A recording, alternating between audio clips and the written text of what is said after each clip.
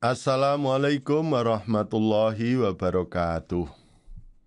Alhamdulillahilladzi arsala rasulahu bil huda wa dinil haq liyudhhirahu 'alad dini kullih wa kafa billahi syahida. Allahumma shalli wa sallim wa barik ala Muhammadi wa ala alihi wa sahbihi ajma'in, amma ba'd. Para pemirsa yang saya muliakan, bulan Ramadan meskipun tugas inti pokoknya adalah melaksanakan ibadah puasa. Tapi tadi sudah sering kita bahas, puasa ini dengan harapan kita menjadi orang-orang yang bertakwa. Nah, siapakah orang-orang yang bertakwa itu? Paling sederhana. Orang yang bertakwa itu disebutkan oleh Allah di dalam surat Al-Baqarah ayat 2. Dzalikal kitabu la raiba fihi hudal lil muttaqin. Jadi orang-orang yang bertakwa itu adalah orang-orang yang sudah tidak punya keraguan sedikit pun untuk menjadikan Al-Quran itu sebagai petunjuk.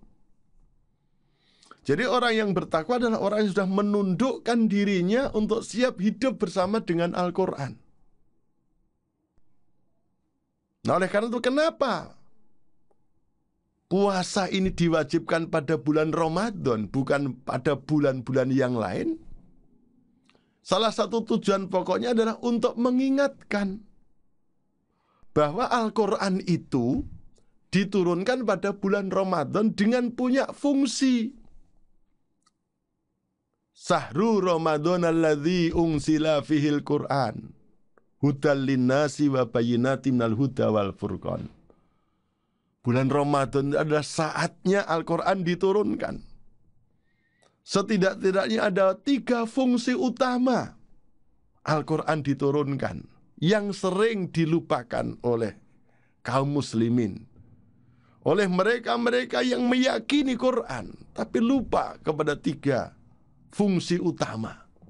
Memang membaca Quran mendapat pahala, menghafal Quran nanti akan dikasih mahkota, orang tuanya pun akan mendapat kehormatan. Tapi sebetulnya Al-Quran itu diturunkan punya fungsi 3 yang paling utama. Dan ini yang diingatkan oleh Allah selalu setiap tahun. Karena kita di luar Ramadan sering lupa dengan 3 fungsi ini. Yang pertama apa? Yakni Al-Quran sebagai petunjuk global kepada manusia, sebagai hudal linnas. Yang kedua, Al-Quran sebagai penjelas dari petunjuk itu. Dan yang ketiga adalah Al-Quran sebagai pembeda. Mana yang harus kita jalankan dalam hidup ini dan mana yang harus kita tinggalkan. Kenapa kok selalu diingatkan? Karena Allah punya pengalaman. Selama Allah menurunkan kitab suci, itu termasuk kitab suci sebelumnya, Taurat, bahkan dinyatakan Allah dalam surat Fatir ayat 32, ada 3 sikap manusia ketika berhadapan dengan kitab suci. Dan kita nanti introspeksi, selama ini termasuk orang yang mana ketika berhadapan dengan Quran yang diturunkan kepada kaum muslimin, kepada umat Muhammad SAW. Summa awrasnal kitab alladzina astafaina min ibadina. Faminhum dzalimun li nafsih, wa minhum muqtasid, wa minhum sabiqum bil khairati binillah. Kemudian kitab itu kami wariskan kepada hamba-hamba kami yang terpilih. Maka di antara mereka ada yang menganiaya dirinya sendiri. Dan di antara mereka ada yang pertengahan. Dan di antara mereka ada yang begitu cepat berbuat kebaikan dengan izin Allah.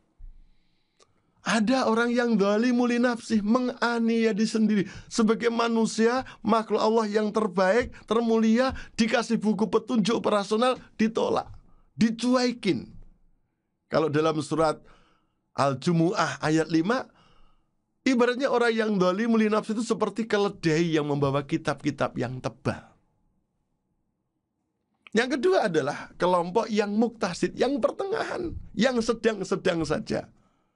Atau paling tidak hanya menjadikan Quran sebagai alat, cara, media untuk mendapat pahala saja. Seakan-akan Quran diturunkan untuk cari ganjaran, untuk akhirat, bukan untuk dunia. Dan yang ketiga adalah orang yang sabiqum bil khairati binillah. Orang yang begitu cepat berbuat kebaikan dengan izin Allah, sehingga menjadikan Quran sebagai petunjuk, penjelas, dan pembeda.